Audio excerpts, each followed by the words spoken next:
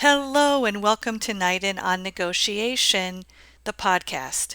I'm your host, Jeanette Nyden. My philosophy is that you cannot change the other person you negotiate with, but you can change how you negotiate with them to achieve better outcomes for you or your organization. This podcast series includes interviews, lectures, speeches, and webinars, and includes materials from all four of my books. For more information and free resources, please visit www.jnyden.com. Enjoy. Hello, everybody. Today we'll be talking to Philip Ideson of the Art of Procurement. The Art of Procurement successfully hosted a mastermind or event last week. That would have been October of 2020. And I'd like to talk to Philip today about some of his observations for procurement. Welcome, Philip. Could you introduce yourself? Yeah, and first of all, thank you so much, Jeanette, for inviting me to the pod. My name's Philip Ideson. I have 20 years, for better or worse, of procurement experience, both on the direct material side and the indirect services.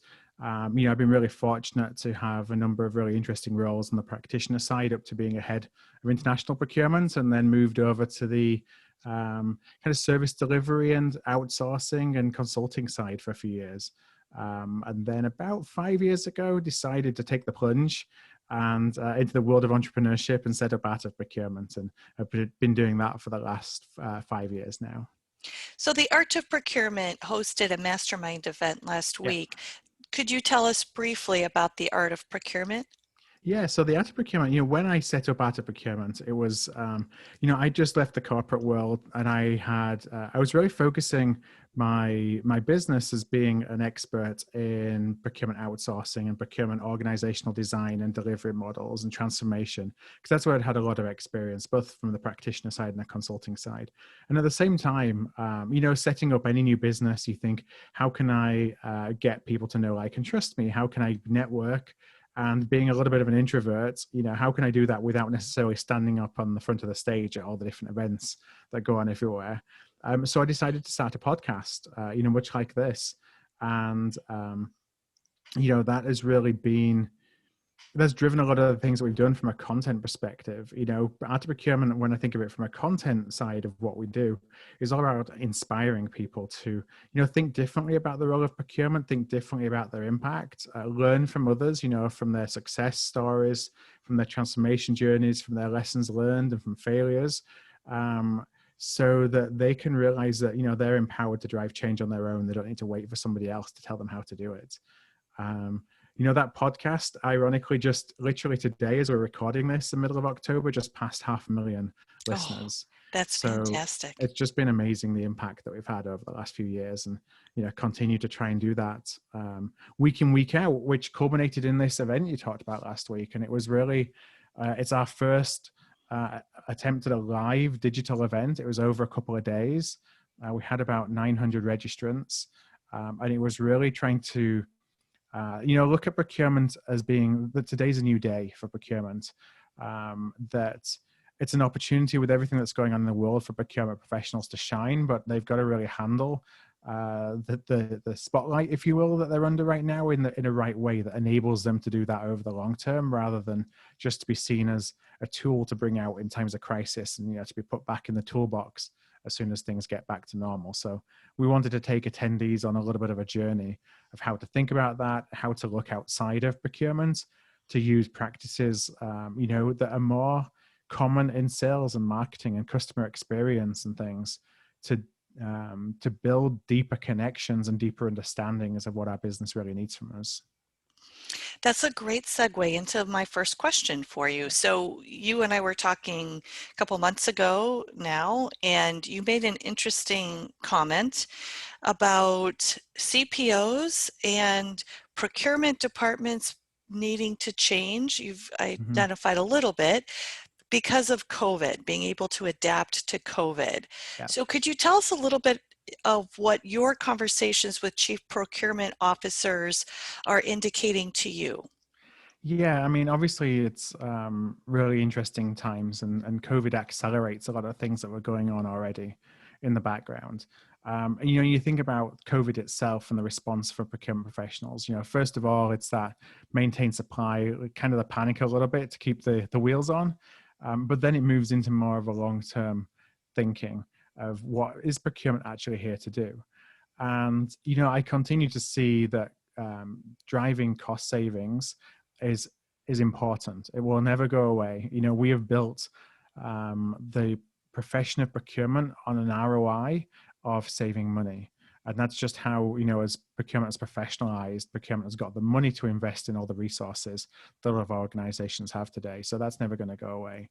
Um, what's been really interesting to me, so we did a survey actually of folks who registered for Mastermind, the event that we just talked about. And we had about 550 respondents to this survey. And it was primarily aimed at chief procurement officers and leaders. And, we were able to kind of dissect the information to look by organizational level. So we had about 350 that were at the CPO head of department level that completed the survey. And one of the things we asked them was, what's your number one objective right now? And it was really interesting for me to see that while cost savings was the number one objective, it wasn't the runaway cost objective. I think something like 35% of chief procurement officers right now are saying that cost savings is their number one objective. And I'd have assumed that number would be a lot higher. But actually not far behind was growth, supporting organizational growth. And I think that was something like 25% had that as their primary objective. Third was sustainability and diversity, which was really interesting to me, that is maintaining its importance, and actually risk mitigation was all the way down in fourth place for an objective. So what all that says to me is the promising thing for me is that we're really diversifying our value proposition. So for so long, procurement has talked about, trying to get away from this idea of just being all about cost savings. I say, well, that's never going to happen 100%. It's really interesting to see that we're moving away from that in its entirety. And I was really encouraged to see growth being number two. But, as you think about this opportunity, I kind of touched on it before, that this is procurement's time in the spotlight with everything going on right now related to COVID. How we respond, I think, is I hesitate to use this word because I don't really like hyperbole particularly, but it almost feels like it's an existential moment where if you respond in a way that really supports the underlying business needs, it really drives collaboration and partnership and connection with all of your stakeholders, whether they're internal stakeholders or external stakeholders, that really positions you at kind of the center of this ecosystem. If you go into it with the same old, I'm just going to go and beat up my suppliers and get some short-term savings, then as soon as the business cycle changes, that's not going to be needed anymore. And while in the past, procurement may have been able to rely on there being another business cycle where cost savings comes back into fashion and is needed, next time around, you may find that a lot of those jobs have gone and they've been automated. And responsibility for buying has been devolved back into the business. So I think that it's, you have to focus on the big picture right now. And if procurement departments do that, then I think that the future is pretty bright. It's fascinating. This leads me to another question, though. We're talking about supporting organizational growth as the second most important goal of the leadership that you polled. But at the same time, we're seeing the workforce in the United States anyway shift from a baby boom generation to the millennial generation, with the millennial generation being defined as those born between 1980 and 1998. How do you see the increase in younger and potentially less experienced workers than baby boomers in this environment impacting procurement? Yeah. So, I say this having, I try and tell myself sometimes that I am still part of the millennial generation, that I missed it by a couple of years, I think. It's, the workforce in procurement is shifting. I think that just naturally, as you get younger and younger employees in the workforce within procurement, and this is across any function, they're a lot more digital native. So, when you think about what that means for procurement, if you've been in procurement for, let's say, 40 years and you've really grown up with the profession, you have this view and perspective of how procurement works. And, a lot of people have changed that perspective over time, but a lot of folks may not have done. You have this digital native that comes in and says, well, buying should be easy. Buying should be one click. Why are we making it so hard? And that's both from a stakeholder perspective and a procurement professional perspective. So I think, as we get younger and younger folks within the profession, it's just going to continue to accelerate digital transformation, because there's an expectation that we're like, why are we making this so hard? I think also that, from a good, I see this as a positive, is we get a lot more diversity of thought. So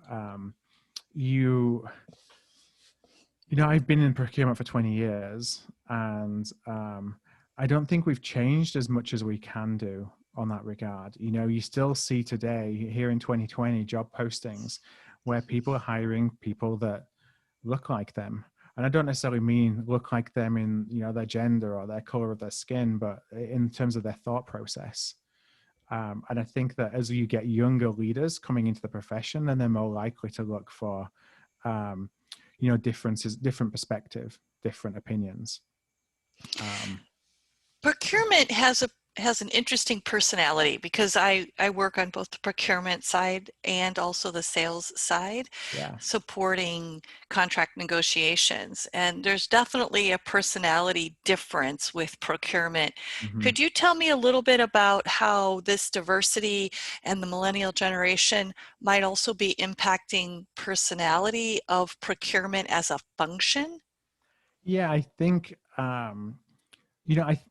one of the things that I think is at the heart of it, and I really hate using labels. So, I'm saying this, I think that there's, it's all about mindset.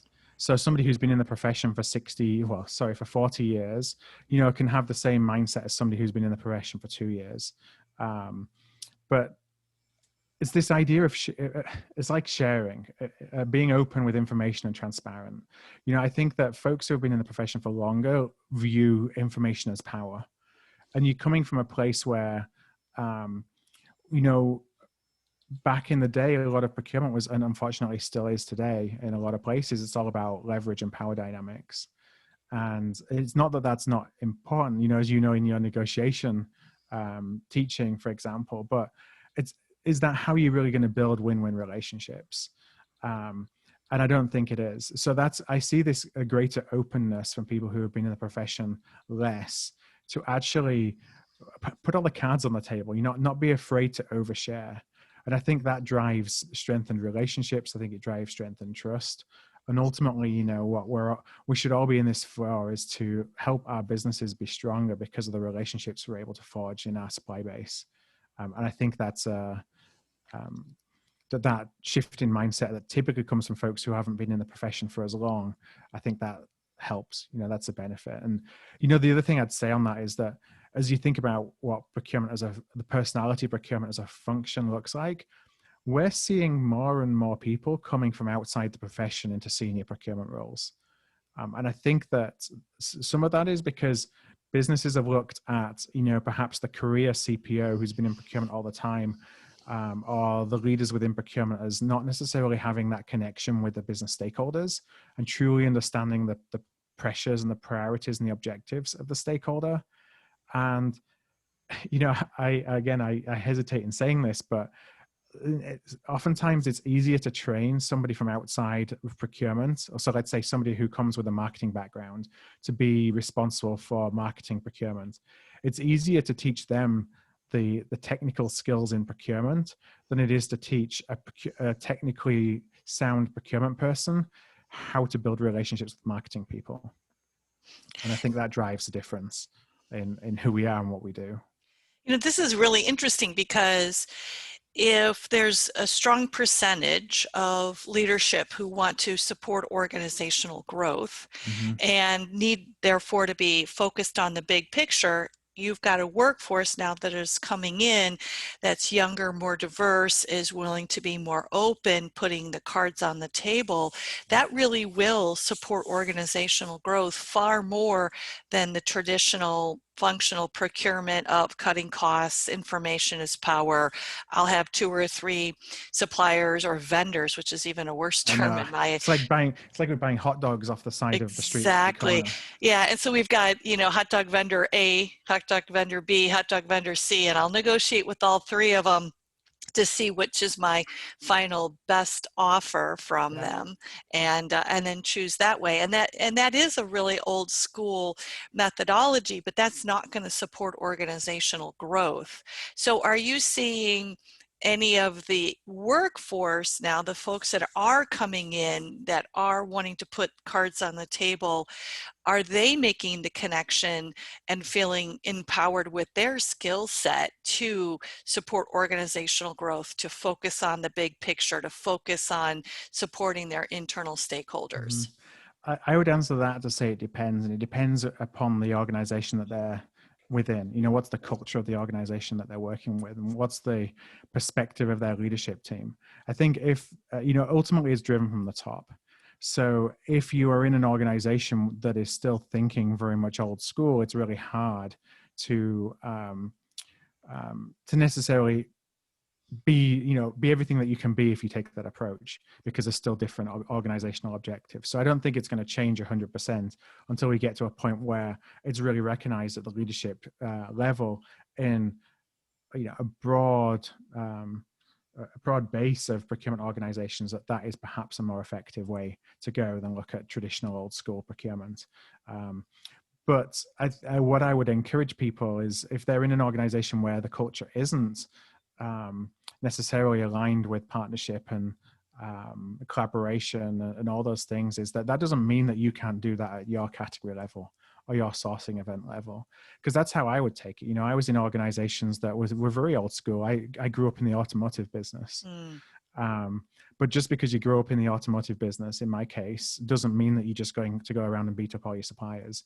You can do that within your sourcing events or your categories and build relationships with individuals, even if that might not align with what the CPO ultimately wants, or the approach that they're taking, because you can take those experiences elsewhere.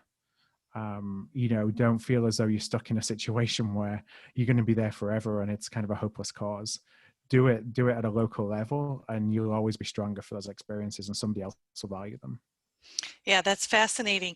I'm thinking through some of the work that I've done on procurement and that tension between old school leverage and process Mm-hmm. versus the long-term benefits of building relationships. So our final question today for this interview is, any advice that you might have for procurement professionals who are also negotiating contracts as we enter 2021? I would say I actually want to kind of jump on just the last conversation that we had around one of the pieces of advice, which is, trust yourself. It's what I would, when you have that disconnect where you're being pushed to be aggressive and you're not wanting to take that approach, I would always take my perspective was always that if you take the relational approach, then the results will take care of themselves. And it's just something that I really believed in. Now, if I come back to 2021 and advice for procurement and contracting professionals, when I was thinking about that, I was thinking around, you as a professional, thinking about, are you indispensable? Ask yourself, is what you're doing, is the value that you're creating directly aligned with what a business needs? And if it doesn't, why not? And is that something that you have the power to change? Because, even though procurement and contracting professionals are in what I often say are part of the solution to the problems that our organizations are having right now, it doesn't mean that we're not immune to budget cuts and all the difficult things that come along with that. So I would ask yourself that from a personal perspective. When I think about that from a professional perspective, the thing that comes to mind is, how can you enable optionality for your business in the contracts that you write and the sourcing events that you do? How can you help prepare for so that those contracts can be that you can make changes when business needs change, that you're not stuck into doing something for 3 years or 5 years without any ability to make adjustments? Because I think that's the one thing that we all know is nobody knows what's going to happen in the next 3 months or 6 months or 12 months.